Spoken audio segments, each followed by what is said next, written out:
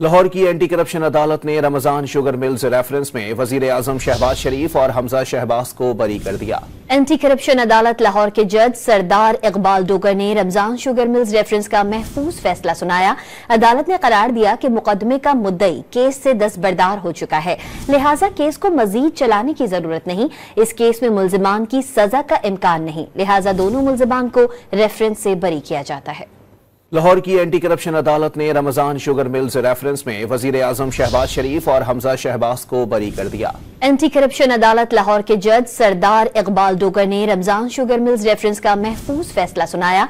अदालत ने करार दिया कि मुकदमे का मुद्दई केस से दस्तबरदार हो चुका है, लिहाजा केस को मजीद चलाने की जरूरत नहीं। इस केस में मुल्जिमान की सजा का इम्कान नहीं, लिहाजा दोनों मुल्जिमान को रेफरेंस से बरी किया जाता है।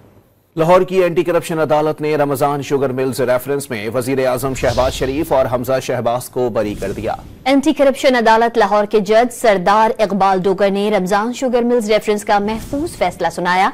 अदालत ने करार दिया कि मुकदमे का मुद्दई केस से दस्तबरदार हो चुका है, लिहाजा केस को मजीद चलाने की जरूरत नहीं। इस केस में मुल्जिमान की सजा का इम्कान नहीं, लिहाजा दोनों मुल्जिमान को रेफरेंस से बरी किया जाता है।